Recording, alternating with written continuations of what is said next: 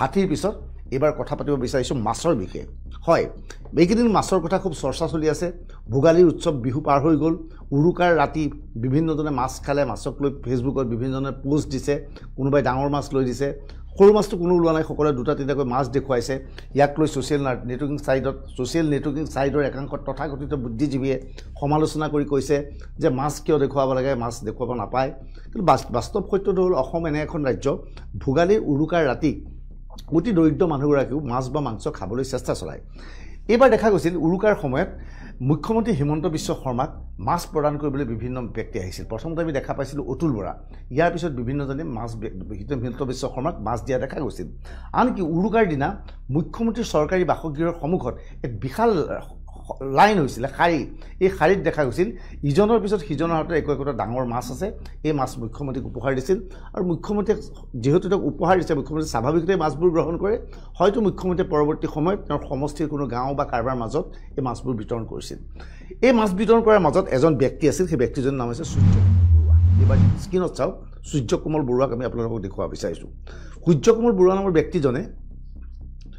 দেখা গৈছে সূৰ্যকমল বৰুৱা এইদৰে এটা প্ৰকাণ্ড মাছ তেওঁ দিছিল এই মাছটো আচলতে শিলঘৰীয়া মাছ আছিল এই চশমা পৰিহিত ব্যক্তিজনৰ নামেই হৈছে সূৰ্যকমল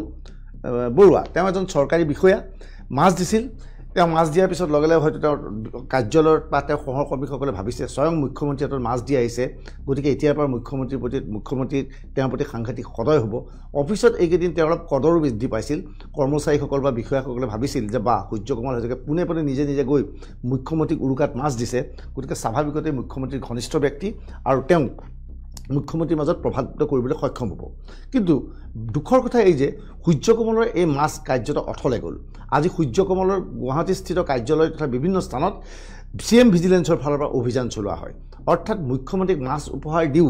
মুখ্যমন্ত্ৰীৰ পৰা বিশেষ সুবিধা লাভ কৰিব নোৱাৰিলে এইজন বিষয়াই এই বিষয়াজনৰ গুৱাহাটীস্থিত বাসগৃহত যেতিয়া তালাচী চলাইছিল সেই তালাচী চলোৱাৰ সময়ত প্ৰায় 50 লাখ নগদ ধন উদ্ধাৰ কৰা হৈছিল ইয়াৰ উপৰি সোণৰ অলংকাৰ আনকি এটা পিস্তলো তেওঁৰ ঘৰৰ পৰা উদ্ধাৰ কৰা হৈছিল অৰ্থাৎ এই মানুহজনে মুখ্যমন্ত্ৰীক এইটো তেওঁৰ বাসগৃহ আপোনালোকে দেখা পাইছে এই ব্যক্তিজনে মুখ্যমন্ত্ৰীক এটা মাছ উপহাৰ দি বিশেষ লাভান্বিত নহ'ল আৰু মুখ্যমন্ত্ৰীৰ পৰা তেওঁ বিশেষ সুবিধা পাম বুলি হয়তো মনতে ভাবিছিল কিন্তু কাৰ্যত সেয়া নহ'ল এইবাৰ এই মানুহজনৰ বিষয়ে কওঁ এওঁ হৈছে কোকৰাঝাৰ জিলাৰ পৰ্বতজোৰাৰ দেৱীতোলাৰ শিশু উন্নয়ন প্ৰকল্প বিষয়া সূৰ্যকমল বৰুৱাৰ গুৱাহাটীৰ বাসগৃহত আজি CM ভিজিলেন্সে অভিযান চলায় মহানগৰ দুটাকৈ স্থানত আনন্দনগৰৰ বেলতলাত থকা বাসগৃহত অভিযান চলোৱা হয় ইয়াৰ পূৰ্বে সূৰ্যকমল বৰুৱা আছিল ধুবুৰীৰ সমাজ কল্যাণ বিভাগৰ শিশু উন্নয়ন প্ৰকল্প বিষয়া মাঘৰ বিহুৰ সময়ত মুখ্যমন্ত্ৰীক এটা প্ৰকাণ্ড মাছ দিছিল এতিয়া তেওঁৰ ঘৰত এই পিস্তল উদ্ধাৰ কৰা হৈছে অৰ্থাৎ এইখিনিতে ভাবি আচৰিত লাগে যে শিশু উন্নয়ন প্ৰকল্প বিষয়াজনৰ ঘৰত ইমান বৃহৎ পৰিমাণৰ ধন কেনেকৈ আহিল শিশু উন্নয়ন প্ৰকল্প বিষয়াগৰাকী সা সম্পত্তি ইয়াত ইমান বেছিকৈ কেনেকৈ আহিল আচলতে সমাজ কল্যাণ বিভাগত শিশু উন্নয়নৰ নামত বিভিন্ন সময়ত ধনৰ আবণ্টন জনোৱা হয় আৰু বিভিন্ন ঠিকাদাৰক কাম দিয়া হয় ইয়াত অধিকাংশ কামতে কমিশ্যন চলে বুলি গুৰুতৰ অভিযোগ উত্থাপন হৈছে এই কমিশ্যনৰ বাবেই হয়তো সূৰ্যকমল বৰুৱাই বৃহৎ পৰিমাণৰ ধন লাভ কৰিছিল আৰু যাৰ পৰিণতিত আজি তেওঁৰ ঘৰ ৰেড মাৰি পাই 50 লাখ টকা উদ্ধাৰ কৰা হৈছে আৰু সূৰ্যকমল বৰুৱা তেওঁ মুখ্যমন্ত্ৰীক মাছ দি পেলাই মুখ্যমন্ত্ৰীৰ পৰা পাম বুলি ভাবিছিল যদিও কাৰ্যত নহ'ল